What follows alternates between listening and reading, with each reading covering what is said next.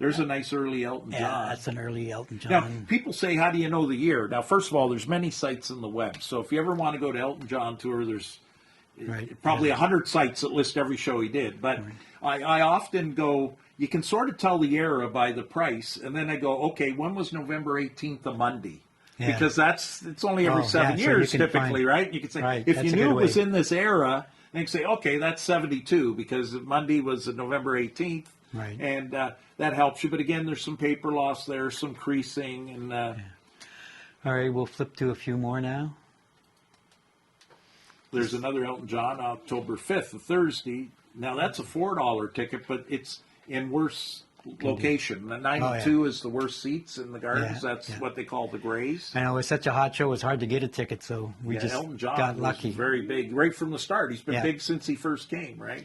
Okay, well, now that's a good one. That's a very cool ticket. And complete. Yeah, and complete. And I actually ran a bus tour to that. I used to go to all the Superfests. Yeah. They were unbelievable. And they were in Buffalo. Right. $10 a ticket, but I had leftover tickets because I had some tickets that didn't get sold. So now what do you think this complete ticket? Well, you know what? There's some interesting things about this because when I look at that particular ticket, it doesn't even say the name of the stadium. I don't think they named it. Well, it says Orchard Park, New York. Yeah, here. But we're New York. But this was Rich Stadium, right? Yeah. They don't even say that. Yeah, they just say at the stadium. So it's kind of interesting. It was probably one of the big first, because they called them, later they called them Summerfest, if you remember. This is Superfest. But I would say that's probably, could be a $300 ticket.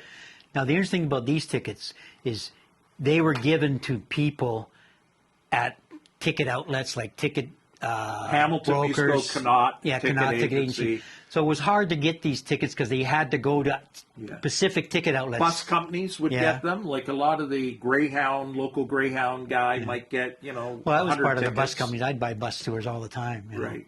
No, that was a common way. If you didn't live in Toronto or in Buffalo, you took a bus to the shows. So we'll go to the next set there. Emerson, Lake and Palmer, Maple Leaf Gardens. Pretty that's an old ticket. Yeah, and $5.50. That's very nice. Again, you've done a lot of creasing to this, but I would say that's probably a $100 ticket. If it was in nice shape, it could be worth up to $250. And that was one of the rare shows where Emerson, Lake and Palmer tried to play in quad, and they were trying to compete with Pink Floyd, but they were good, and they had the drummer kits going up and down. And was that brain salad surgery? Then? No, brain salad surgery was at the C&E. So this is before that? Before the brain salad surgery.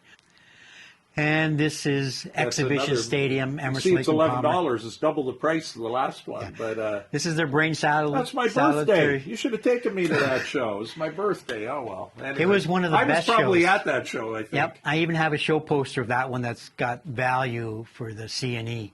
And that's when he had the big drum kits that went up and turned around. And they actually tried playing quad. There was 1977. Right. So, well, they had grandstand shows at the C&E many years in a row. In fact, for the bands that didn't bring their own outfit and full equipment, they had actually like a band shell. They'd wheel out. It drove like a truck underneath it. They drive it out to the middle of the field, and that's where they'd use for staging. But, of course, by the time you got to these guys, it was so elaborate, they had to bring all their own staging. I mean, they couldn't possibly work off a small band shell. But those go back... Well, they go right back to the 50s with the Frank Sinatras and everyone else, but then rock and roll started taking it over in the late 60s. And these tickets are worth something because they're printed differently. It's cool. And it says Exhibition Stadium. Condition, I mean, nice. It's probably $2 to $3, but again, that's a beat-up ticket. It's probably worth $50.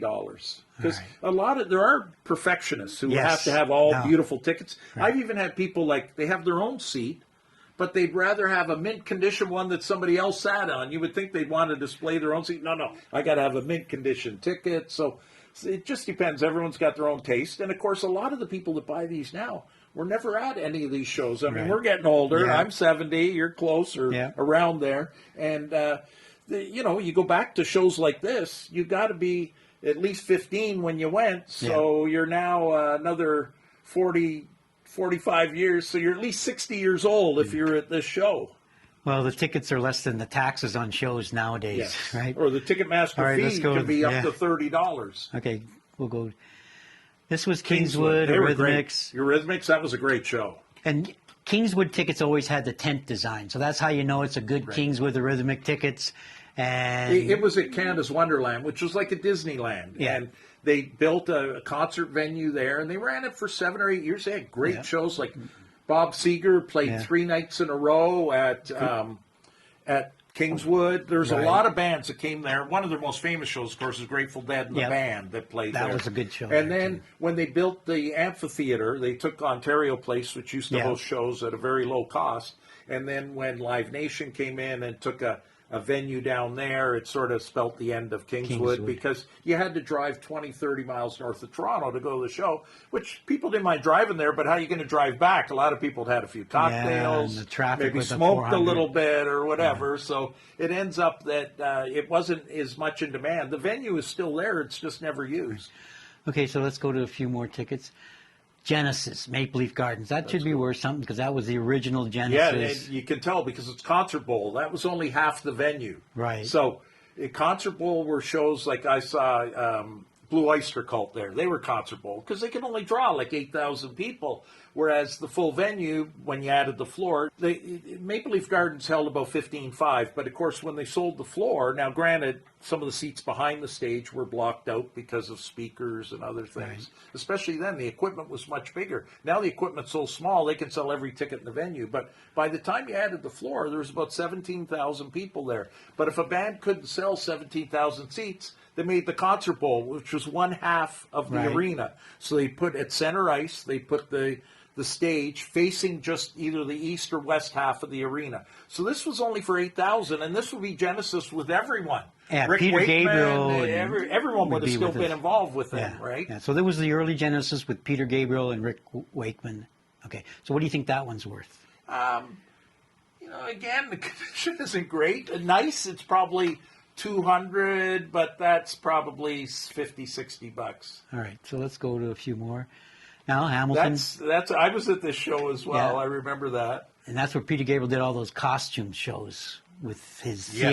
theatricals Yeah, playing. exactly. So that one's 76. And that's probably even worth a little more just because it's in such a small venue. Hamilton Place holds 2,500 people. So Right. it's not a big venue. So it makes less of those tickets around. If you figure there's 2,500 people there, 2,000 threw them out, there might be 500 tickets out there. So what do you think this Hamilton Place Well, Genesis? I think that in beautiful conditions, probably 200-300 in this condition. Again, $60-$70 probably. Okay, so that one That's a is Genesis an from early, Maple Leaf. Now they're playing the full gardens, right? Yeah. They're a big band. and the ticket format's changing from those now, I type think of tickets. Gabriel's still with them by then. I'm not sure. 83. I think Yeah, Gabriel maybe it was might have still been there. his last tour Yeah. with them. So it's an interesting ticket. It's a full, which helps. Right. And it's on one of the old Bass tickets, which you were talking Which about tells you earlier. it's old because it's But fast. it's nice because some of the tickets from that early days when they made the computer tickets, they fade away. They go to nothing. Right. Like I've had some Ticketron tickets. You Disappear. can't even read them anymore. This one has kept its good, like, because people want to be able to see the name of the band and everything. So it's probably a $150 ticket, that one. Okay, so let's go now. This one. That's a really nice ticket because that's full. Yeah. When you can see That's on my two George places Harrison ticket. on the ticket, see the section, row, and seat number, you always know it's a full ticket because what they do is they rip one half off, but you always have to be able to see where you're going, the section, row, and seat. So they would rip this part off. That's what they call their control stub. That would go, the ticket taker at the gate would take this, throw it in his little bin that they had there. And that way, if the tax guys come, they could say, no, we sold 14,000 tickets. Right. Here's our stubs. You know, when we did Yeah. shows later, we had to go through Yeah, that through with the the tax ticket. authorities. Sorry. But that one, it's a little bit, I don't know if it was actually ripped there or if it's just Well, a I didn't flaw want in him the to rip photo. much of it. I had to argue with the so guy you because I actually was did. Okay. saving the so ticket. it's actually not a full ticket then. You almost, but it would qualify virtually as a full ticket. And I would say that's probably $400 or $500 for sure. All right. So now we have a Grateful Dead ticket, and the Grateful Dead tickets are one of the most tickets in demand because they always have a high fan. Even the Grateful Dead T-shirts and programs are in demand for the Grateful Dead. So, Glenn, what do you think this Grateful Dead ticket is worth?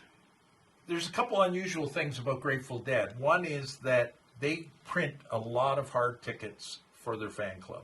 Right. So they'll print 6,000 or 8,000 tickets for every show on fancy stock like this would be. Often there's a skeleton on it or something, which people love tickets with skeletons And the bear on it. If also I with become this a one. rock star, I'm going to put a skeleton on my tickets. Makes it worth more. But anyways, a lot of these come out afterwards because they never know. They print 6,000 tickets for their fan club, but they only get 4,000 orders from that show. Now, the show sells out, but they sell them locally on Ticketmaster and things like this. Right. So I got a lot of these tickets right from the management of the Grateful Dead. I got tickets all through Europe, Munich, all kinds of beautiful tickets, ornate, big tickets with skeletons and crazy things. And we got a number of tickets from this tour, from the Boston Garden. You can see Oakland, California Convention Center. So there's a few more of these out there. I mean, Grateful Dead their value tends to be a little more the shirts and the posters. Right. Because there's so many of their tickets. The other thing, they were such a prolific touring band. They'd play 300 dates a year, right? I mean, they never stopped. They're like the Dave Matthews Band. They just keep touring and touring and touring. So there's a lot of tickets There's out a there. lot out there. It's a nice looking ticket. It's probably worth $50. Okay. But when I bought them off the fan club, and they sold me, I don't know, I'm going to say, and I got them in the original boxes from the printers. The boxes of tickets came right from the printers. These are ones that were left over, never went to the fan club. And I think we paid them $10 US a ticket to get these 500 or 1,000 tickets, whatever we bought. And this Grateful Dead is Rich Stadium, and that was a great concert in Buffalo, and it had one of their big main shows there. And what do you think this And one? 10,000 Maniacs warmed them up. Now, that is not one, there's no extras made of this. This is the local ticket. This isn't the ticket printed by Grateful Dead. So this one's probably worth a little more, particularly in view of the fact that it's a full ticket. So I would say this is worth over $100. And Grateful Dead stuff is highly collectible, particularly before Jerry Garcia passed. I mean, I know they've toured a little bit. They're called Dead and More or Dead Forever, and some of the people went to Fish. But the early stuff, I think they lost one member of the band in like 91, 92, and then 3 or 4 years later, Jerry passed. But everything from the prior dates, that's 89, so that's the original six guys, and they're always worth more, because everyone wants, it's like getting a ticket of, any band. It's like The Who without Keith Moon. Right. It's not worth as much. You got Kenny Jones instead of Keith Moon. So people want the original players. All right, we'll go flash a few more tickets up here. There's another Grateful Dead, but Cops Coliseum. Now, that's the Cops show. Yeah. Yeah, The interesting thing about this show at Cops Coliseum, folks, is when the Grateful Dead announced 2 shows here, they were told by the mayor that they weren't really welcomed. So Jerry Garcia said, well, if I'm not welcome, I'm not coming to Cops Coliseum, and I'm going to cancel the show.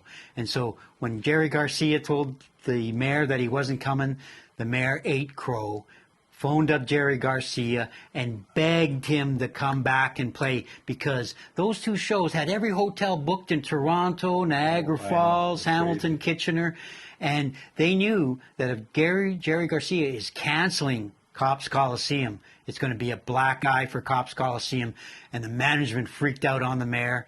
And then after that, the mayor apologized, begged Jerry Garcia to come back, and then let them camp at the golf course and stay anywhere else, because he realized he made a big mistake, and he didn't realize the power of rock and roll in those days. My parents had a condo in downtown Hamilton, which is where Cops Coliseum was, and they had a huge parking lot in front of them. They weren't far from the arena, and all the people from all over in their Volkswagen camper vans with California plates. Big hippie fest. Or the Eagles deadhead sticker on a Cadillac. They all show up. And my dad sat out in the balcony, had the best time of his life for 3 days. He just watched them party. It was crazy, he said, the stuff that went on. But again, it's a Ticketmaster ticket. It's not worth the same amount, but it's still collectible. And as I say, I think it was 2 or 3 months after the show, maybe the first guy passed. So that's when that makes it worth a bit more as well. And if you ever have a last show, like I saw the Stones, the last show ever with Charlie Watts, for example. So I have my own tickets from that. We actually got them from the band, because most people only got electronic tickets, but you get them from the band, you get a hard ticket. And I haven't even tried to sell them yet, but I'll always sell those for more, because that's Charlie Watts' last ever show. It was at the Hard Rock Casino in Hollywood, Florida. It was the last show Charlie Watts ever played. All right, let's go to a few more tickets, folks. Okay, so this is the Grateful Dead at Kingswood, probably the only show they did at Kingswood in their heyday, and the band was really hot when they played here. And it's a good printed ticket. I don't know what Glenn thinks this one's worth, but give us an idea. Well, the whole show itself is so collectible because it was done for SIVA. Now, SIVA was a charity that they told you to bring used eyeglasses, things you don't use, and they would then ship these to India or wherever else. So people that don't have eyeglasses, people lose their eyesight because they don't have corrective eyewear. And they would gather all these up. So there's boxes to throw your eyeglasses in at the show. And I remember when I arrived at the show, and it was in the parking lot of Wonderland, one of our big amusement parks. And it was chaos. There was like parties everywhere. Everyone said the Grateful Dead people, they like making the beads and selling you stuff and whatever, including some smoke and whatever else. Yeah. But this ticket you might see was $15. So, and I'd never done this before. I pay big money to go to shows now, but back then typically not. But there was something called the Gold Circle, and it was $100 a ticket. It said you get this a best seat, and then you get a party after with the band or something, supposedly. Usually you see these, you never meet the band, so whatever. You might meet like the backup drummer or something. You never meet the real guys. Right. So anyways, we go, and it was great. The band was there. The band were actually the headliner. If you see, it's Grateful Dead and the band. The band were considered a little bigger at the time. But after it ended, there was a Chinese restaurant on Kingswood property, and that's where they held the after event. So I go to the after event because I had this gold ticket that got me into it, and it was great. Everyone was celebrating and partying. Well, sure enough, the band shows up. I smoked a joint with Jerry Garcia. That's a badge of honor for me. That's like doing a round with Muhammad Ali or something, right? Yeah, so that makes sense. that made that very special. But I had the posters from this as well. They went for huge money. Anything from that show, that's probably a $400 or $500 ticket. All right. Oh, yes. Oh, that's the Maple Leaf Stadium. Yeah, not many people know that there was a Maple Leaf Stadium down by the lake, and it was near Tip Top Taylor's. Exactly. Right?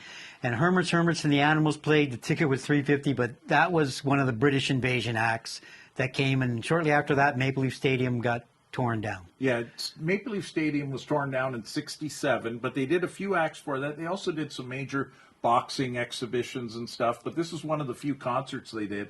I don't think they did many more because they did damage to the grass. There was no artificial grass then. Yeah. It was like you actually were on real sod, and it got ripped up. But this show was there, and as you say, it's right by Exhibition Place is where it was. Taylor's there. And the team, we had a Toronto Maple Leaf baseball team. It was a pro team in the International League, which played for started in the 1870s till 1967, so like 100 years. And that's actually the poster that was issued, very plain then, no graphics, and this is the ticket, or handbill, you might call it. So what do you think that ticket is worth? The ticket's probably worth $100 to $150, and the handbill probably about the same. Because there wasn't many Hermits and Animal tickets touring of that. No, that's a great lineup. The Animals actually became bigger than Hermits, right? But that's a very cool ticket. All right. Hey, Glenn. Wolf, how you doing, buddy? Good. I brought you a whole bunch of more rock and roll stuff to show you. And as I told you before, when you have over 10,000 rock and roll items, this is the place, Glory Day Collectibles, that you bring your stuff to find out what it's worth, whether it's passes, tickets, T-shirts, programs, posters, and other rock and roll memorabilia. Glenn's group, they analyze it. They tell you whether it's a real autograph, a fake autograph, a good poster, a good program, or whether they're copies. If I'll get lucky, I'll find a joint in this pocket. No, nothing. Too bad. It's always good. You never know when you find drugs from one of the roadies.